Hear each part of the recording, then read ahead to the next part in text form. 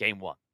It is the brawl of the Mediterranean, as we're going to have down on the southern part of the map, representing my insanity, TheMista playing as the Red English, and to the north, it is going to be LucifroN playing as the Delhi Sultanate in blue.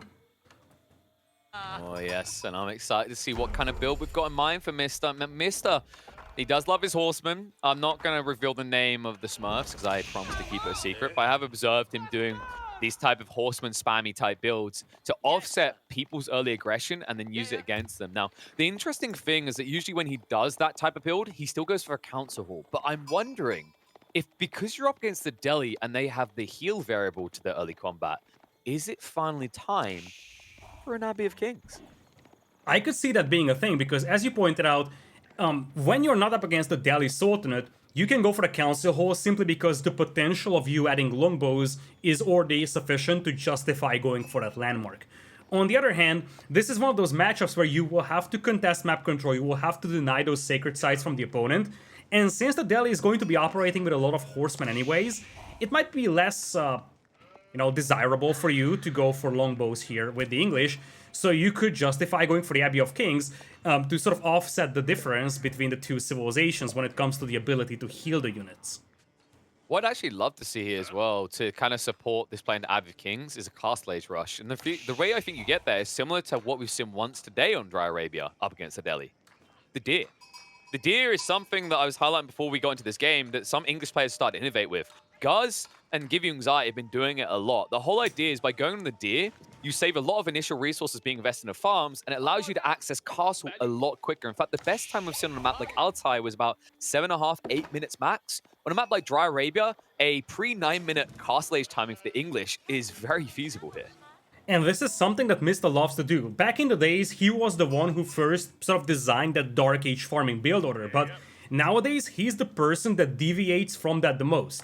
Many players just go for that Dark Age farming, but Mista, as you see, he's going for that rush fast feudal option, and as you said, he himself loves to play towards those pocket ecos, especially the deer, and delay his farming transition, and that could nail him a very nice castle age timing. And keep in mind that with the English, not only would you get that power spike of castle age units that you could use to snipe the scholars, you also get yourself a second town center if you play with the King's Palace, so you can also start gradually building up a villager difference between the two players. And that's the whole idea, is once you're at that stage, like, you can justify the farms, like, you can actually float the extra eco required quite comfortably. Then even if there's a slight gap, you've still got the berries to kind of stabilize you as you make your way up there. Let's see if he goes for it. Right now, it's just going to be a rush up the council hall. He wants to be there ASAP, and this makes me wonder if this is going to be a very early pull to get outposts up on the sacred sites, as opposed to the castle age rush we were just talking about. The other possibility is an extended farmland area with 2 to 3 stables pushing horsemen, a build that we know all too well when we watch TheMista. That's a possibility indeed. Now, Mista is rushing that council hall with more than 4 villagers. I think he's actually building it with 5, which makes me feel like we're going to see him spend quite a lot of time in Feudal Age. Usually when Mista tries to play that fast castle style approach, he only sends 1 or 2 villagers to the landmark and mostly focuses on just gathering up those resources. So we're not going to see a straight fast castle over here from him. He's going to have some level of push going on towards the sacred sites. And as you pointed out, one of the things that he could easily do is drop a couple of towers on those sacred sites, because he would also get the network of castles aura with those close to the sacred sites. So every time he needs to take a fight here to deny one of those sacred sites, he could just do that in the aura effect of those towers. Hold up, Lidakor. I think we've got early feudal aggression coming out. Rax plus the council. Longbowmen already being pushed, and for good reason. Look at LucifroN's base. Look at where the gold is. It's exposed on the front side. And LucifroN, like, he scouts this out. The best maneuver now is to build up an outpost ahead of time. If he doesn't, then he might find himself sniped out, because Longbowmen are phenomenal at reaching in and yoinking villages exposed on eco lines like this. And the thing is that, as Salami is also showing us, a lot of hunt is also on the front here for LucifroN, and also the secondary gold mine. Essentially, aside from the wood and then like 1 backstone mine and the berries, everything else is on the front for LucifroN. So if he gets pushed away from that gold mine, not only is he going to lose that primary gold mine that he's mining right now, he's also going to lose access to the backup gold mine. And of course, with the Delhi, once you have the sacred sites, you don't need to mine gold, but before that, you really need it, because we have seen that in the previous set that we've cast together as well, that you deny the gold, you will delay Sanctity, and you can start a big snowball here. Yeah, it's the fact that scholars fuel everything that they want to do. the research, the sacred sites they rely on for an economical benefit, and then also the efficiency of their military by healing up and also increasing the production rate of your existing buildings. Like, there's so much that you need scholars for. It's why the popular strategy for killing the Delhi off is to block their gold early on. In fact, it's why the Delhi haven't really been performing as well as most people would expect. In fact, the Delhi win rate is at 49.2%. It's not even being picked that much the highest level. It's the least picked Civ of all 8. And LucifroN is already off from his gold mine right now. Now, he's got 1 scholar in queue right now. He already has 2 in the bank. So he's going to have the magical number of 3 that he needs to max out the research speed on that single mosque. He's going to be fine for the time being, but he's going to have access denied to gold. And I think TheMista knows this. TheMista probably is like, okay, I've missed my timing, so now denying that gold is probably of little importance. So instead, I need to go for your wood, I need to go for your food, because from this point on, all you are doing is just pumping out horsemen, pumping out archers yourself. And now I need to pressure you on the berries. And the question now becomes, how much food do we have under the town center of LucifroN? The answer is quite a lot, so he can buffer this up for the time being. And the more important question also in my mind is, where's the textiles? Because now that the pressures arrive, this is where it's high value. And I watch too often, people forget it, but LucifroN will not. It's already underway. Totally worthwhile. 50% increase in health, and all it takes is 25 seconds. And you pay nothing because you're the Delhi. It's beautiful. It's magnificent. And if you don't pick it up when you're playing Delhi, when you're up against any sort of offensive play, you've made a mistake. Exactly. It's ridiculous to think about the fact that for the Delhi, the tech stalls pays off if you are about to lose more than 1 villager. That is ridiculous. Just think about that for a brief moment. If you are actually going to lose more than 1 villager, it's already worth to pick up tech stalls because you're definitely going to save some. And it looks like the scholars are actually out there. I wonder if that's a misclick or intentional. It seems like they're just there to heal, but they're going back. Yeah, it might have been a misclick. Yeah, they're just in the heals. Like, so they'll get the heals, they'll go back. So at least they had some value being out there. Lombo's trying to reach in, and keep in mind the difference here is that TheMista doesn't have the campfire, so he's not able to heal any damage done to Lombo. So anything there is permanent, and this is the efficiency of the Delhi early on. They can run in, they can trade, they can come back, they can heal up. Free healthcare. It's actually quite ironic that the English aren't the ones to provide healthcare for everyone, actually. This is a very much old-school build here from TheMista, good old-fashioned longbow spearman rush out there, and he's doing a great job delaying the Delhi for the time being. We talked about this one before. Delhi is a tempo-aggressive civilization. They want to move out on the map, contest the sacred sites, but right now they're forced to defend. Horsemen finally jumping on the longbows, but spearmen out there will repel them for the time being, and access to berries is still limited. Yeah, so he's running out quite quickly here because he's got a lot of villagers working on the sheep. That won't last forever. He will have to move out. And by the way, that fight, as you can see there, was before he even had the iron undermech. So I'm surprised that horseman lived. But this proves that TheMista needs even more longbowmen, which is why the push is non-stop from his base. Ooh, scholar gets picked off. Are coming in. That's a big loss. Remember, you can't replenish your scholars. You're down to 2 now only. And this is looking really bad right now for LucifroN. The reinforcements are coming in non-stop.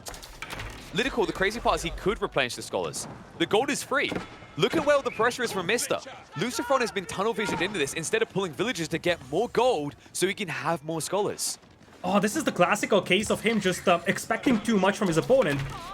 When you're up against an elite player like TheMista, you just expect him to have a vision on that gold mine. You don't expect that gold mine to be completely accessible here. That's why LucifroN is not moving out there. Finally, horsemen moving out to intercept reinforcements, and we could be getting closer and closer to a decisive engagement over here in Feudal.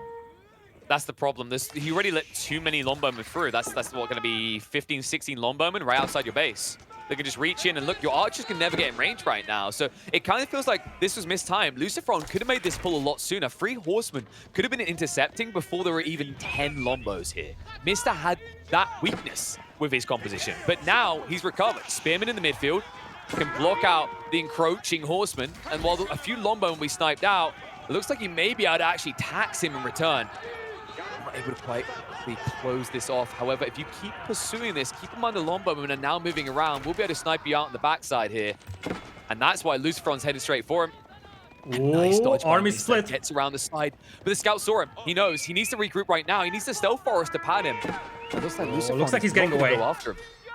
Yeah, he's getting away in this one. He's going to be able to regroup, but LucifroN managed to buffer this up very nicely, and now the question becomes whether TheMista can get anything out of this one, because he was delayed very heavily here with his push. And the problem for TheMista right now is that it's not like he's getting to Castle Age over here, it's not like he's towering up to sacred sites, so ultimately once LucifroN is able to break out of his base, it's free real estate, really.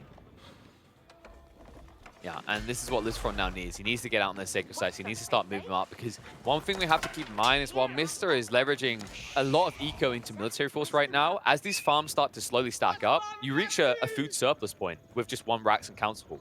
And then you can start to float enough additional income to think about Castle naturally. This is one of those brutal strategies the English used to implement in the early days. Like if they couldn't end a feudal, they eventually arrived in Castle. That's why it really frustrated people. I think many people have memories of their first week or two of Age of Empires 4, where they had no solution with the English because they just kept spamming more and more Lombos until they reached a point where they overwhelmed their opponent.